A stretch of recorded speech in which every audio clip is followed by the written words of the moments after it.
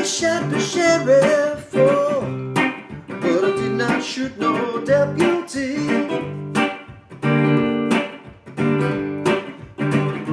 All around in my hometown, they're trying to track me down.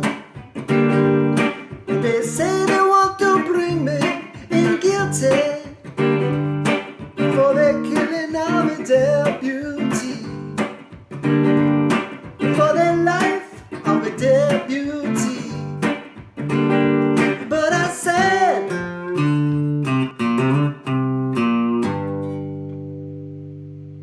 hi, welcome back to another One Chart lesson. Today we are doing I Shot the Sheriff, the classic song by Bob Marley. We're also going to dip our toes into the rhythm used by Eric Clapton. Most of the time that he plays this, I'm thinking in particular of his performance at the Crossroads 2010, which is live on the internet. I'll put the link below so you can see that, because I'm also going to tab out the intro solo that Eric Clapton does in that performance, which is kind of nice as well, and it's been requested of me. We're also just going to do the absolute original bog standard guitar rhythms that are used on the original recording of the Bob Marley track. Now, that means we're going to be dealing with 3 rhythms today. 2 from the original Bob Marley and 1 of the Eric Clapton rhythm. The Eric Clapton rhythm is kind of more like the rhythm you would use if you're playing the guitar on your own and you wanted to keep the bass and the rhythm going kind of together. First of all, let's take you through the chords, because they are very easy in this Bob Marley song. You are going to use bar chords, and the reason for this is not only because there are things like a G minor, a C minor, and a D minor. Obviously, you can play a D minor as an open chord, but because when you play reggae, you need to be able to cut that chord short. And the best way to do that is by releasing the pressure on your fretting hand without lifting your fingers off the strings. So that's keeping the pressure on. As soon as you release the pressure, but you don't take your fingers off the strings, they're still touching all the strings.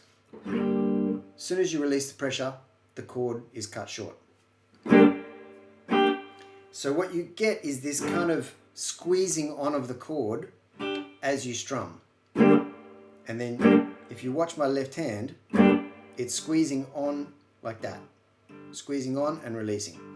That's key to getting this reggae strum sounding good. I've got another video that pulls apart a reggae strum a little bit further, and I'll put that down below in the description as well. So, including another Bob Marley song, Stir It Up.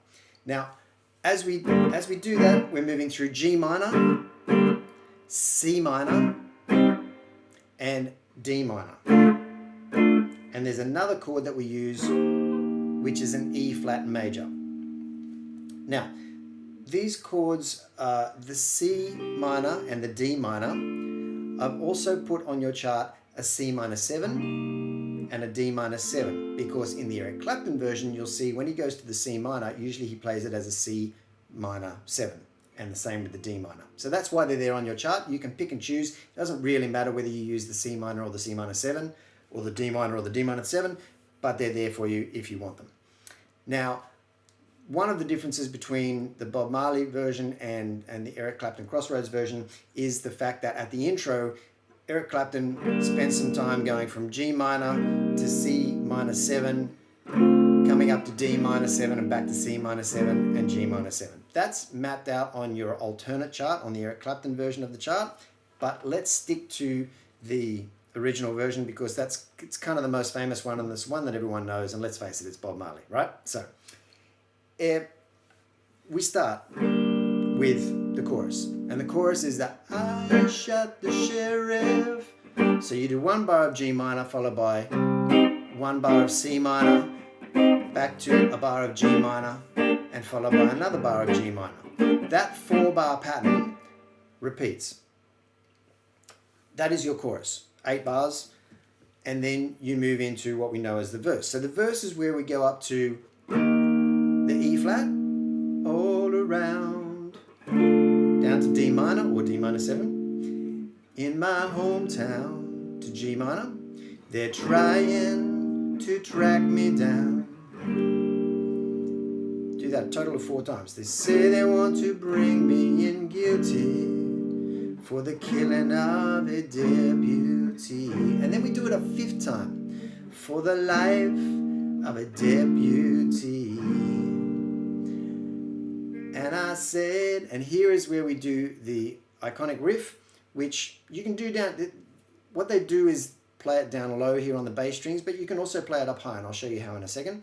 But we're basically going G, and we're playing that on the 5th fret D string, not the open G, because what often happens is you hammer on very quickly to that G note from the 3rd fret D string. So it's back down to the 3rd fret D string, then back down to 5th fret A string, and again you can play the open D string, but I think it's better to have your fingers on all these notes, if you know what I mean, rather than using open strings, because you get more of that control that I was talking about with the chords, cutting those notes short.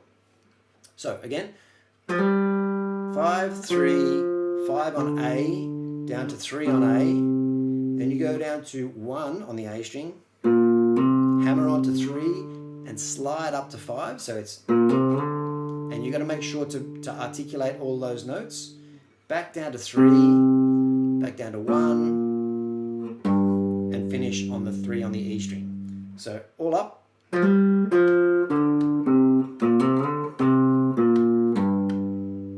And if you want to finish that last note, which is a G, up there, you can go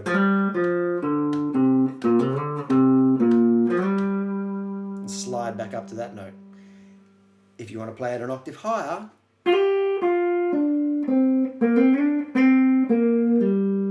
you can play it up there. It's usually played down lower because it's usually a bit more of a grunty thing than a high melodic thing, if you know what I mean. But that's the mechanics of the chord structure and the riff.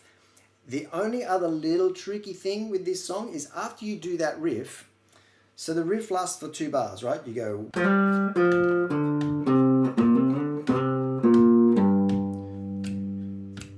and then after that 2nd bar, there is another extra 2 beats. So on your chart, I've put a little bar of 2/4, which just basically means 2 more beats, 2 more quarter notes. And then we go back, we hit the repeat sign, and we go back to the start of the chorus again.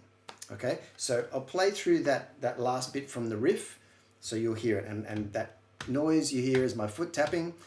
So 1, 2, 3 from the riff. 1, 2. I shot the sheriff. That's how we get back into it. So there's that little bar of 2/4 at the end each time, except for the 3rd time through. The 3rd time through, we actually put those 2 beats plus an extra whole bar of 4 beats where you hear a drum. And on the Bob Marley version, I think that's where he goes, and I am guilty, I will pay. If I am guilty, I will pay. And then it heads back into another chorus. So the strumming, and that's pretty much the whole song, right? So once you get through that, you go through that chorus and verse section 3 times. On the 3rd time, you do that extra bar where the drum fill is. Then you go into another chorus, you go into a verse, and then you do the riff again. Then you come out of it into the outro, and in the Bob Marley version, it's just G minor to C minor, G minor to C minor, and it goes on and on and on and fades out. That's it. With the Eric Clapton version, he puts another solo in there, and things go on a bit longer, but that is on your Eric Clapton version chart. This is the Bob Marley version chart. So the strumming, if we break it down, we're going to do the Bob Marley strumming first, right? So the Bob Marley chorus strumming is...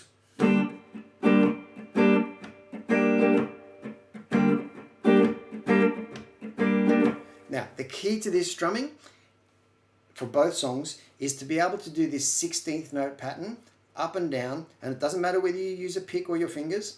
I think you get more feel from your fingers, but play with the pick if that's what you're used to, it's fine. 1 E and a 2 E and a 3 E and a 4 E and you got to swing it. So instead of going 1 E and a 2 E and a 3 E and a 4 E, you're going 1 E and a 2 E and a 3 E and a 4 E. Now, once you can do that, the strums are on the first of those 16th notes, then you go through 2 more, then the next strum is on the 4th of those beats, and it comes on an upbeat because that's the pattern. 1 E and A, right? 1 E and A, 2 E and 1 E and A, 2 E and. And on the 3rd strum is your and. 1 E and A, 2 E and. So you get this kind of 3 against 4 kind of feel. 1, 1, 1. And then the kind of the double strum is a down up, and that comes on the 3 end. So 1 E and A, 2 E and A, 3 E and A. 1 E and A, 2 E and A, 3 E and A. Bum, bum, bum, ba, dum. So that last one is down up. Down, down, down, da, da. And if you can do all those other beats, those other 16th notes, if you can drag your fingers across the strings and again use your fretting hand to muffle the strings to get those X's on your chart, right? It makes your rhythm sound much more reggae, much stronger, a little busier, fuller. It's just a good way to play. Plus it keeps your hand locked into that rhythm. And on the last little double strum, you don't need to squeeze both of those strums because they're very close together. So you hold the first one down. As you come up on the second one is when you release. Like that.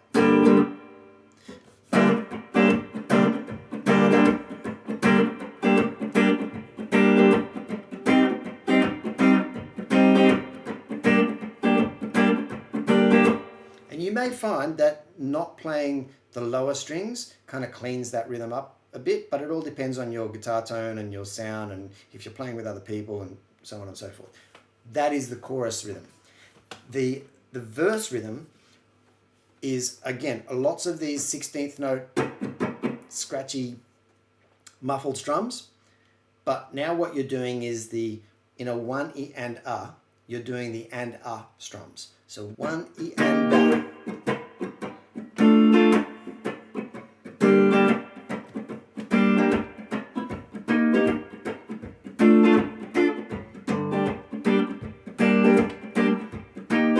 Now, you can add another strum. See where I've got, on the second beat and the 4th beat of this rhythm pattern, I've put all X's.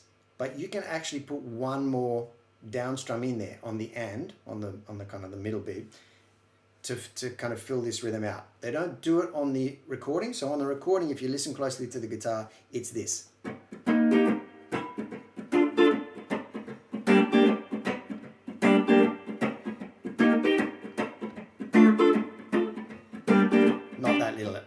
See, I'm automatically putting those extra little ones in.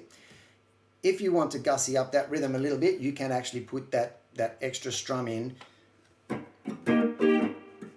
there. But you don't need to. Technically speaking, it just goes.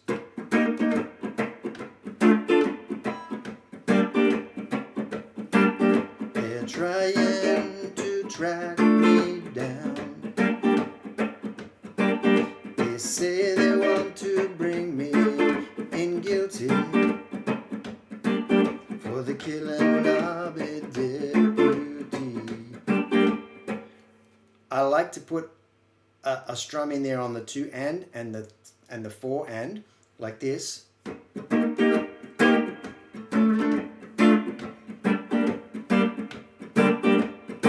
So you get that dun dun dun dun dun dun. But you don't need to. You can just go dum dum, dum dum, dum dum. And if you're doing lots of those muted strums, then it still sounds full anyway. So they're the 2 Bob Marley rhythms. Chorus.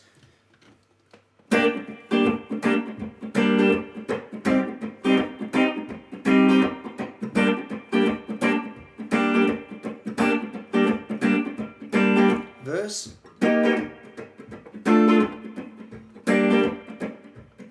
Or a little bit more.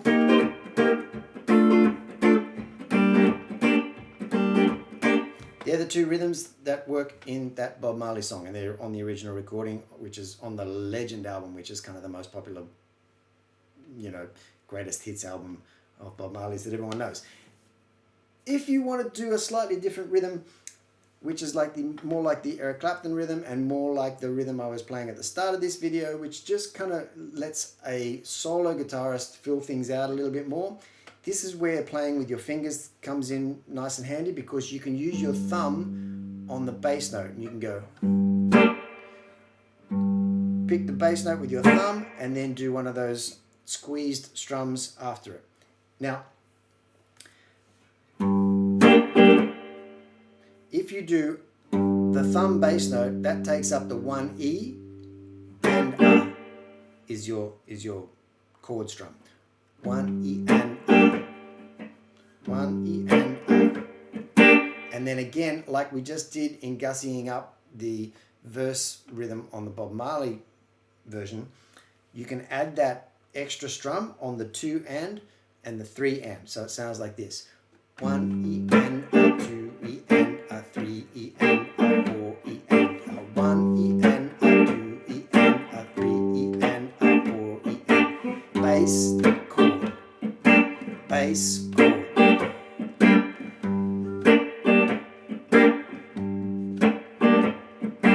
I shot the sheriff, speeding up, but I did not shoot no deputy.